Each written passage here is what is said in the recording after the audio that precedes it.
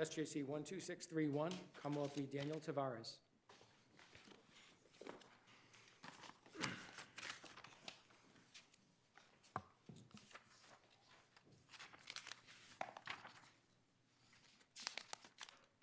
Mr. Reardon, good morning. Good morning, Your Honors. Theodore Reardon on behalf of the defendant, Daniel Tavares. The first issue presented today is that a craft instruction should have been given to the jury that if the evidence supports two equally inconsistent propositions, that neither has been proven. You know, counsel, I'm confused by that argument, because if that instruction were warranted, then wouldn't the judge have an obligation to direct the verdict to direct a not guilty? Well, I think I've got two arguments here. The first is that the jury should have been so instructed, and the second is that a required finding should have been allowed, yes. So doesn't it really just, I mean, do you have any cases where we've ever imposed such an instruction on a jury? Well, the court has dealt with this issue several times, more particularly in the Hunt and the Beverly case, where the defendant objected to this instruction, and the court held it was not reversible error to give it. But the reason why the defendant objected in that case, those cases, was that when you instruct that if the evidence supports two equally inconsistent propositions, the jury might misinterpret that to mean if the scale was tipped a little bit on one side or the other, that the Commonwealth has proven its case. I don't know how much Hunt helps you or helps the Commonwealth, though, because it's an SDP case, number one, and number two, the Rhodes instruction, or the Croft instruction, is given in the context of a proof beyond a reasonable doubt instruction, which just really confuses proof beyond a reasonable doubt. So I don't think it helps you, but I'm not sure it helps the Commonwealth either. Well, I think Hunt. the Hunt case, yes, but there's also the Beverly case. And I think both of those cases stand for the proposition that it's, quote, preferable not to give it. But again, in those cases, the defendant was objecting to it. Here, we're asking for it. So I think those cases aren't applicable in a situation where the defendant is requesting that the instruction be given. But why are you entitled to it if the concern is that it will mislead the jury to suggest that preponderance is enough to convict? Well, in this case, because that's basically the only defense the defendant has in this case. Well, the defense he had was that the evidence falls short of proof beyond a reasonable doubt, and that the reasonable doubt instruction should be relied upon by the jury to find that the evidence does not support it. This instruction focuses the jury on whether it's equally likely, but the Commonwealth's burden is to do more than that. The Commonwealth's burden is to prove beyond a reasonable doubt that this defendant killed Ms. Botello. Yes, absolutely. But in this case, clearly the crux of the Commonwealth's case was the defendant's confession. This case lay dormant as a cold case for 10 years, and the only new development was the defendant's confession. And there's two inferences that can be drawn from that confession. Either one, that he did it, or two, that he made a false confession because he was known as a snitch in the prison system, and in order to save his life, his only alternative was to make a false confession that he had committed this crime. And again, he confessed to this in 2012 when this book came out, and it identified that he was a snitch and had previously identified other people having committed this crime. But it's our contention that he only did that because his life was at risk and because of the possibility of two equal inferences from his confession. The jury should have been instructed that neither one is plausible. So, I mean, you only have the facts you have to work with, but I guess, I mean, he made confessions to other individuals, separate and distinct from the book. He created an alibi that ended up turning out to be false through Ms. Cardozo. Say nothing about the forensic evidence and the motive relative to stealing the cocaine, and that the body was buried in his backyard where he was going to have a garden. But putting that aside, I guess the issue is, isn't it up to the jury to decide whether or not they think the confession was false because he was in fear as an informant in Washington State he might be harmed or killed? Isn't that a quintessential jury question, or whether they believe, no, with all this other evidence that he did it. Right, well, they were so instructed that, I mean, clearly it was up to them to make that decision. But I think they should be guided by a proper jury instruction that lets them know that if you feel like the evidence is equally supports either proposition, that neither one is proven. Well, that's certainly something they're informed of when they're told that a probability, even a strong probability, is not enough. When they're told under Webster that there has to be a moral certainty. That is true, but the crux of, there was a variety of evidence in the case, but the crux of the evidence was the defendant's confession. And as to that hinging on going in one of two directions, a specific instruction as to that was warranted in this case. Isn't it a misnomer? It's not really an instruction. It's a rule to guide appellate review. It's not really a trial court instruction, is it? Well, the Commonwealth makes that argument, but I think clearly it is. The trial judge in the... But I mean, if you look, Croft is not an instruction case, right? It is not, no. And neither is the case it relied on, which is O'Brien. I'm sorry, say that again. The case it relies on, O'Brien, is not an instruction case. None of them are instruction cases. That's really a rule to sort of guide the appellate courts. It's not a trial court instruction.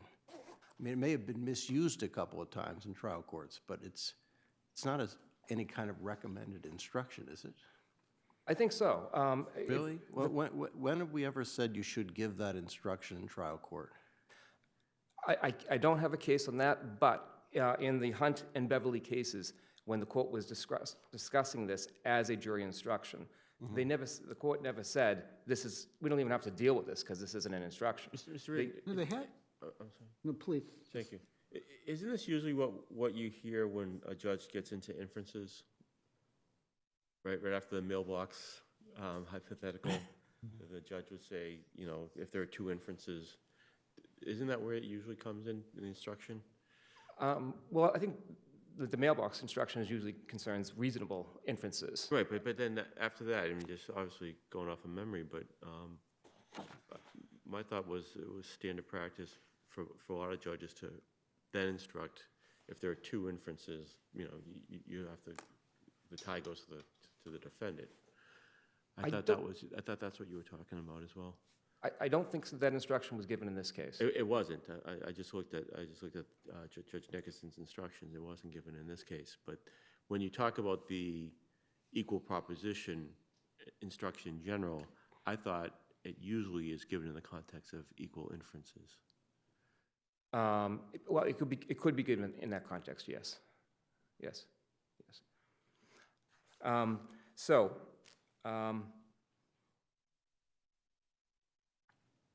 This issue was preserved. The defendant objected to it in the jury charge conference, both before and after the jury charge.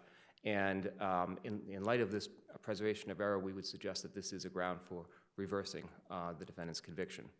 The second argument... Before you get to the sufficiency, I just really want to go back to Justice Cypher's question because I'm having the same problem. If you're actually really entitled to the instruction, then that's like saying you're entitled to a required finding and not guilty. If you're truly entitled to the instruction, you're entitled to a required finding and not guilty. I don't think so. I think it's a question of whether or not the evidence supports the giving of such an instruction. I think the question of whether or not a required finding is required is a different matter. I think it's just a question of an ordinary jury question. Does the evidence that came out of trial support giving such an instruction? If we're taken from the defendant's point of view, I mean, most favorable to the defendant on the instruction, right? Yes. That wouldn't be the case with the required finding? I'm sorry? That wouldn't be the case with the required finding? Did it be the evidence taken in the light most favorable to the defendant? Well, as to the Lattimore standard Yeah. on the required finding, I think they're two different issues. I do too. I think it's on the first issue, it's just a question of whether or not the evidence is a prima facie case. I think from the eyes of, it's seen in the eyes most favorable to the defendant is my point, Yes, as to the instruction. yes. But it wouldn't be, that wouldn't be true if you were looking at whether or not a required finding was required, right? Oh, yes, correct, I'm sorry, yes. Yes, the Lattimore standard would apply to the required finding, yes. Right, that's right. Yes, yes. I'm still puzzled because I just read the case you relied on, Hunt. Hunt says you should not have given the instruction. It was an error to give the instruction, but it's not reversible error. So the case you're saying where Croft, I still don't find any cases where we say we should be giving such an instruction. Well, actually, the Commonwealth cited the Hunt case. Well, but no, but you just told me that Yes. the Hunt case says it's appropriate to give it. We say the exact opposite in Hunt. I'm sorry, I didn't mean to say that. What I meant to say was that Hunt and Beverly say that it's preferable to omit it. Right. That's the language they say. But again, in those cases, it was the defendant objecting to the instruction. Here, we're requesting the instruction, and therefore, I don't think those cases are applicable. But so when you request something we say you should not give, we should give it? Well, if a defendant is objecting, as in those cases, the court is saying that you should not, it is preferable not to give it. It doesn't say you can't give it. Okay. As to the required finding issue, Your Honors, in Croft, the defendant had $80 in heroin, and there was evidence that he had withdrawn from his drug use 3 weeks prior. And the question was whether or not the presence of the heroin was an intent to distribute in light of the fact that he was no longer using, or was it whether or not he was perhaps keeping a stash in case he wanted to resume using. And the court said that each one of those propositions was equally plausible, and thus a required finding should have entered. Our position here is the same thing, is that the Commonwealth's case relied upon the defendant's confession, and each proposition is equally plausible, that either he did the crime or that he made a false confession because he felt like his life was at risk in the prison system. I can't help but think that if you give that instruction, though, you're in some way lowering the burden of proof on the Commonwealth. I'm not sure. Well, because now the jury's going to be looking at the case as if the Commonwealth doesn't have a burden to prove beyond a reasonable doubt. You're getting a tricky 50-50 propositions and 49-50s once you start talking about equals. That's the problem, I think. Yes, but I'm not sure I understand your point, frankly. Just as Gaziano explained it. It said if the instruction was given, you'd probably be here arguing that it's reversible error. Right, because it diminishes, the problem is, I guess, it has a risk of diminishing from the reasonable doubt instruction because you start to get to equal but not equals, and you start getting into 49 versus 51s, and that becomes problematic. Well, yes, that was the issue that was mentioned in Hunt and Beverly. Right, so it would sway your way as well. But I mean, I know you're arguing your case, and that's the issue you have. The question is that the defendant is willing to assume the risk in this case that wasn't what happened. But can a defendant assume that risk? I mean, really? Well, if the court was trying to protect the defendant in those cases, in the Hunt and Beverly cases, and the defendant is saying, we don't want that protection, I think the defendant can waive that, yes. Well, it's still going to be a murder, a substantial likelihood analysis. I'm sorry? We're still going to analyze if the instruction were given a substantial likelihood analysis if it's a first-degree murder. Yes. Yeah. Now, as to sufficiency, you focus on the so-called false confession made to police to address the issue that he had cooperated with police before, but he also admitted that he killed her to his roommate and his girlfriend, did he not? Yes, I thank you for mentioning that. He did, but that came out after he had talked with the state police in Massachusetts and confessed to them. And so it's our position that he was very clear that he did not want to be known as a snitch, and that he basically was corroborating his statement to the police by making other such statements to his two other friends. But how's that? I mean, the statement to his mother's friend. Pirates, That yes. was a letter, a Yes. private letter. Yes. So how does that help corroborate what he says across the country in prison? Well, basically, as of 2012, he's doing anything he can to avoid being known as a snitch. So he talks to the police, and he basically writes letters to two other people that have prior involvement in this. And it's all part of a plan to basically make himself out to not be a snitch. He's going to tell everyone, anyone possible, I did this, I'm not a snitch. So I think you have to look at those communications and confessions to other people in the context of they are after he already confessed to the state police. But then you also have the fact that his description of how she was buried was in fact accurate, and that was not publicly known. Well, and that's another good point, because it wasn't entirely accurate. There were a couple of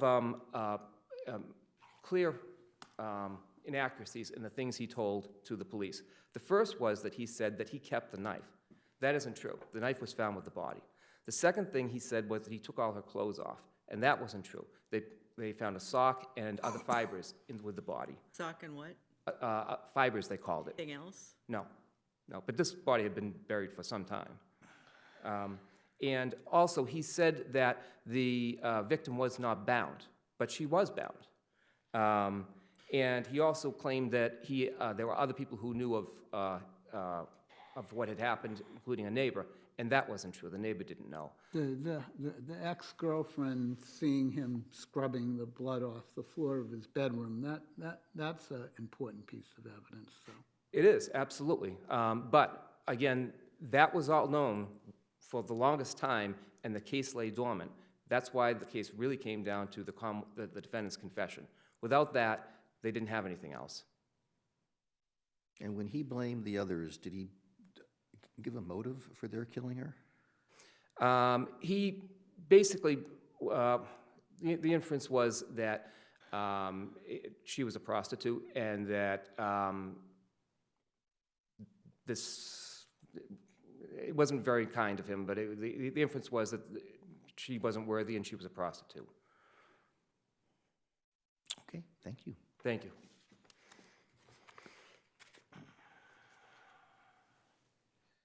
Ms. Lee. Good morning. Good morning. May it please the court, Mary Lee, Assistant District Attorney from the Bristol District for the Commonwealth. I'm happy to answer questions on anything you have, including anything relevant to 33E review. Otherwise, I will go in order. The first issue is Commonwealth versus Croft in terms of instructions.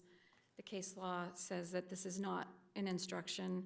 I understand Hunt is an SDP case, but Hunt is particularly relevant because it's a 2012 case that reaffirms the statement in Beverly, which is a criminal case. Beverly's from 1983. But you can see how giving this instruction in right with or close to a reasonable doubt instruction would be troubling for the defendant. I think that's the whole reason this court has not been using it as an instruction all these years. Rather, it's an appellate tool to prevent speculative convictions. The instruction here has a problem in terms of the equal balance language in it, because in most criminal cases, as in this case, the great weight, number of witnesses, amount of testimony, exhibits are in the Commonwealth's case, and in the defendant's case, you have something much lesser here. It was one defendant's witness who was an expert who talked about the dangers of being a rat in a prison institution.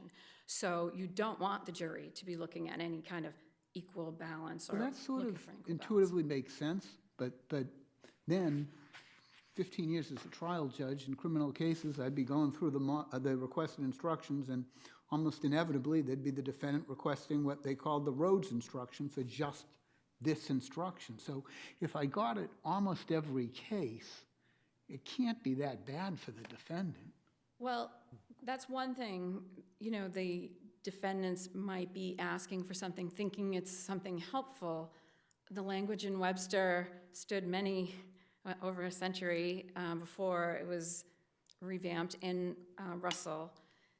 We're very careful with our reasonable doubt instruction. We're very careful with the Commonwealth's burden, and to throw in a tagline that we think helps often has unexpected consequences and often has unexpected complaints from defense. I need to point no further than Commonwealth versus the German Acevedo case, where it looked like it helped the defendant. The Commonwealth has the burden to prove manslaughter, and it totally got the burden wrong on the manslaughter cases because that was not what we had the burden to prove. We had the burden to prove murder.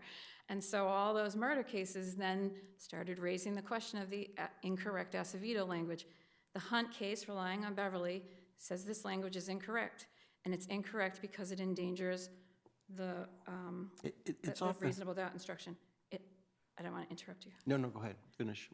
However, I represent the Commonwealth. It also endangers the Commonwealth. It endangers the Commonwealth because the jury has the exclusive province to determine the weight and credibility of the evidence. They assess the witnesses. They assess the evidence. They heard the denials and the confessions, and for the judge to give the instruction that was requested here, that the admissions and the denials have equal weight, is incorrect. The jury decides whether the denials have more or less or the same weight as the confessions. And in most cases, confessions have greater weight than a denial. It's very easy to deny something whether you have done it or not, but a confession to murder carries great weight, and a confession to murder that is corroborated, as it is here, carries great weight. And so it would be inappropriate under the jury's exclusive province as fact finder to be told that the denials and admissions could be seen as having equal weight. And so the Commonwealth also has an interest in this instruction not being given because it is error in that manner. I mean, it seems like this, my experience is this comes up usually in these hand-to-hand drug transaction cases. That's where we see this the most often, where Who's the buyer, who's who's the the seller? buyer, who's the seller. So the defendant wants the instruction because or at least wants that focal point. But it just doesn't seem to make much sense in this context, does it? Well, I agree. In the Clifford case that the Commonwealth cites goes to that point as well. When you have a case that strongly supports that the defendant committed a murder, and the jury, the jury has the right to make that determination. That's not the type of speculative case that Croft would apply. And so Croft doesn't apply here, and the judge didn't have any kind of duty to find that this evidence was insufficient, and therefore the Croft instruction, if there were one, would not apply here. I would also suggest that if the defendant, if you agree with the defendant's claim that Croft should be an instruction, I would suggest that's a new rule of law, because Beverly and Hunt have said otherwise, and a new rule of law should not be applying in this case. So going back to Justice Seifer's first question, if there's an instruction, when the evidence tends to equally sustain either of two inconsistent propositions, neither of them can be said to have been established by legitimate proof. If that's actually the case, isn't that a required finding of not guilty? I think it is a required finding of not guilty. I think that might be difficult for a judge to do in the typical Croft case, which Croft was a seizure of drugs in a ceiling, but in a hand-to-hand or the seizure of drugs, because the jury has to decide what inferences to draw, reasonable inferences to draw. And so it would have to be a case where those reasonable inferences go both ways. It's an unusual case where Croft would apply, and not typical murder case, and certainly not this case where, and I'll be dovetailing into the sufficiency argument, the victim was buried in the defendant's backyard. He knew her identity. That was corroborated through her dental records. He knew her body was face down, as was corroborated by the police when they exhumed her. She was only a skeleton at that point, and we had an anthropologist come in and said that the body was laying there for at least 8 years. She couldn't determine more than that. The defendant had said 12 years, which of course is corroborated by Gail Botello's disappearance in 1988. He said he buried her naked. The skeleton had only socks and a fibrous material over it. The fibrous material was consistent with the blanket or carpet that he said had been wrapped around the body. He said she had been stabbed multiple times. When pressed, I think he said 7 to 8 times. Even after all those years, the anthropologist was able to find the stab marks on the bones, and those stab marks were consistent with what the defendant had said in terms of number of stab wounds, and also she hypothesized for the jury, I gave her opinion, that the stab wounds came from the back. He said she had been stabbed in the back. She lived across the street from him, giving him access to her, and of course he's seen cleaning a large pool of what looked like blood. He said the blood seeped into the wood in his bedroom in between the floorboards, and the floorboards, when they were removed 12 years later, showed evidence of that, although DNA testing and confirmatory testing for blood could not be done. And of course, the person he lived with saw the digging tools and the pool of blood in the basement. So we've got 3 confessions, and we've got them corroborated in great many parts, although some of the details the defendant gave were not true. For example, when he blamed it on the victim's friends, he gave his motive that this was a drug ripoff. And so then we have counsel faced with this huge amount of evidence trying to come up with his theory. And so in terms of your 33E review, I know my brother has correctly not addressed it in his brief. I didn't raise it myself, but if you have any concerns about the prior convictions going in, I would suggest that those prior convictions were there for the defendant's purpose. Defense counsel was experienced, stated to a very experienced judge that this was the defense strategy. They have to make he doesn't say this, but he has to make the Hail Mary pass. This is a huge amount of evidence against his client, and the only way he's going to have any chance of winning is if he knocks out those 3 convictions. And so to do that, he has to show how the defendant started bringing out first the statement that he didn't do it, and then why on earth he would ever say 3 times that he did do it. And it was because he became identified as the person who helped the police find the body. It gets published in Ann Rule's book, and then he gets labeled as a rat, and now he is in state prison on 2 very serious murder cases in Washington, and he's got to live with this rat label, and so he's trying to shark off the label. So all of that evidence about his prior convictions, which the judge exercised his discretion and kept out the details. He was a very experienced judge here as well. That all went in for the defense strategy, which in the pretrial conference transcript, the defense attorney said the defendant agreed with that strategy. So I understand why my brother didn't raise it in his brief. They have a procedural and substantive waiver on the prior bad acts. It's part of the defense strategy. There's no claim of ineffective assistance of counsel, no motion for a new trial. The judge took great care to make sure the jury could avoid any problems of propensity, both in the individual voir dire and the instructions.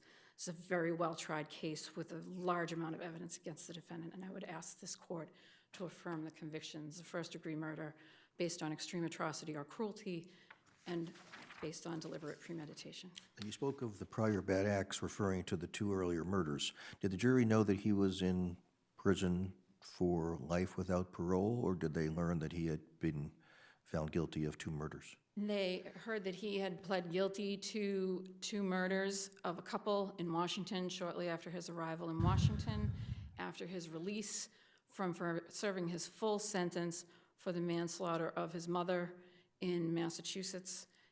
So that's all they heard. He had pled guilty to those crimes. That's actually in Pires' statement, the letter to Pires. He said, I plead guilty, or I admit my crimes. And so by putting those other things in there, instead of just having that he's serving sentences when he makes his first admission and is hopeful to get parole and doesn't get parole and then gets labeled a rat, and now he's doing another sentence, the jury hears this was a domestic violence manslaughter that he admitted to. This is 2 murders in Washington of a couple that he admitted to, and so it takes it out of the possibility of a similar case. So even the evidence takes out the potential for propensity, but this jury all stated, we won't be using propensity evidence during the individual voir dire. Counsel reminded them of their promise in his closing argument, defense counsel, and then the judge gave the instruction on it. So, and in terms of if you are concerned about precedent for that, I would point to the Jackson cases. I'm sure your honors are familiar with it. Jackson was a serial rapist murderer. There was a newspaper article his friend showed him, and he said, I didn't do the one in New Hampshire. I did the others. And so when you put in that statement, the other prior bad acts are necessarily coming in. The judge was very careful in the Jackson case as well, and they said that it's proper to put in those prior bad acts for the context of the defendant's statements. That's exactly what was being done here. So, and the Jackson cases, which I now don't have in front of me, but there are two of them, and one relies on the other. And so there's precedent for this to be going in as well. So counsel's decision was manifestly reasonable when made. It was done with the approval of his client. The defendant had anticipated testifying. When he declined to testify after the close of the Commonwealth's case, there was a colloquy to ensure that he was, that this was really his choice. He said that it was, and so, as I said, this was a very cautious judge, experienced attorney. He was making an unusual strategy, but that's because this is an unusual case with such strong evidence that he had to do something to knock out the last three confessions. And he can't do it. Those last three confessions, they're corroborated. They show that this woman begged for her life. Think of my children. And the jury knows that he left her there while he solved the crime of where the body was. He blamed others, and he left that family for 12 years with no answers. As it relates to the motive, is there any evidence independent of the defendant's confession that Ms. Botello was getting drugs from the defendant and/or that she had stolen drugs from him, or is that just the confession? The stolen part, I know, came just from his confessions. I know her family members testified about her disappearance, and that two of her children were in state custody, and one of them was living with an aunt, so she had no custody of her children. I can't recall, I believe it's the first two witnesses. I can't recall if they went into what her personal history was, but that information would lend itself to the fact that this person was at a struggle point in her life. She was supposed to meet with her children to buy them Halloween costumes, and she never showed up. And that's how we put the time period around late October of when she's missing, as well as there was a police officer who took the report that she's a missing person that puts it at late October, which dovetails into the defendant's first statement about cleaning the blood off the floor, because he called the mother of his child to the house who saw the pool of blood, and he said, it's fake blood, it's a Halloween trick, I was joking you, when she began to panic and she ran from the house. When the body was found, that woman came forward and notified the police that she had seen the pool of blood, but so that 12 years later, the body's found, and that's when the woman came forward about the pool of blood. So I would suggest that the defendant's statements are very important to the Commonwealth's proof of motive. Okay, thank you. Thank you. So I will take our morning break.